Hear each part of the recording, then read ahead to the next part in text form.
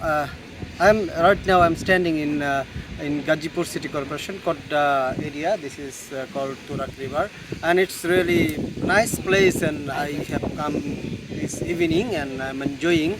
I just want to ask to my friends that how it is, why people are coming here. So I want to talk to Mr. Sadi. So Mr. Sadi.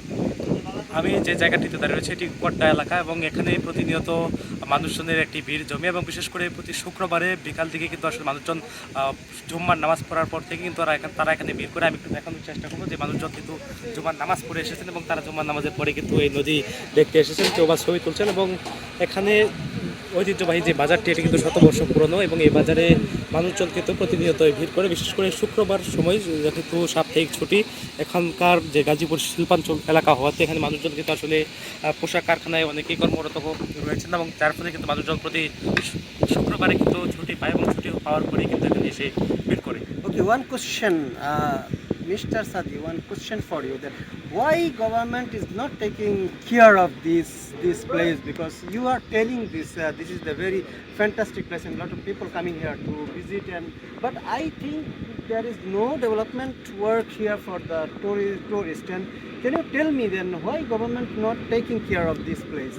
আপনি যেমনটি বলছিলেন যে এখানে সরকারি কিছু পদক্ষেপ গ্রহণ করলে এটা কিন্তু আসলে পর্যটন স্থল হিসেবে গড়ে উঠতে পারে। যখন পার্শ্ববর্তী যে স্থানটি রয়েছে বাঙ্গা বীচ, সেখানে কিন্তু আসলে পর্যটন কেন্দ্র হিসেবে অনেকটাই গড়ে উঠেছে এবং সেখানে কিন্তু টুরিস্ট পুলিশও কিন্তু অবস্থান করে। এটিও কিন্তু একটি নদীর পার, সেখানেও কিন্তু আসলে আরও ছোটো একটি নদী এবং সেটিকে বিল বলে সাধারণ মানুষ বাঙ্গা বীচ বলে থাকে। এবং সেখানে টুরিস্ট পুলিশ প্রতিনিয়ত তারা টহল দিচ্ছেন এবং 20 থেকে 40টি এখানে দোকান রয়েছে, ফুচকা, বিভিন্ন ধরনের মুখরোচক খাবারের দোকানও রয়েছে সেখানে। কিন্তু এই যে একটি সুন্দর একটি জায়গা কড্ডা এলাকা, এখানে অনেকগুলো নৌকা সাধারণ মানুষকে প্রতিনিয়ত পারাপার করে এবং সরকারের যে হস্তক্ষেপ যেটি বলা ছিল যে একটি সড়ক, সেই সড়কটি কিন্তু আঞ্চলিক সড়ক হওয়াতে তারপরে ওখান থেকে কিন্তু বর্ষাকালে নদীর উপর দিয়ে সড়কের উপর দিয়ে নৌকা চলাচল করে, যেখান দিয়ে যানবাহন চলাচল করার কথা।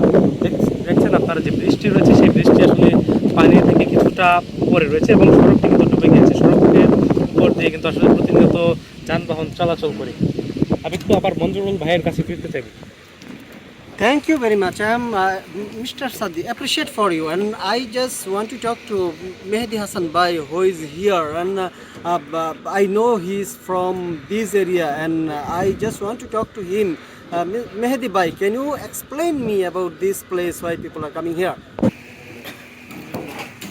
তুরাগ নদীর পাশে আমাদের গ্রাম, এনে প্রতিনিয়ত আমরা ঘুরতে আসি।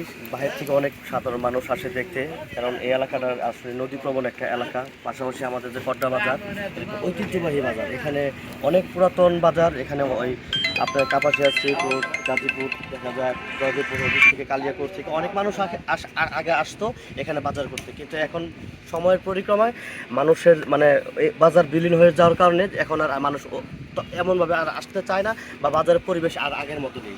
যে কারণে বাজারটা এখন মানে প্রায় বিলীনের পথে। প্লাস এখন শুধু এই নদী যে আমাদের তুরাগ নদী, এই তুরাগ নদীর যে মানে একটা অবস্থা বা ভালো একটা পজিশন, যেই কারণে মানুষ এখন আসতে চায় বা ঘুরে।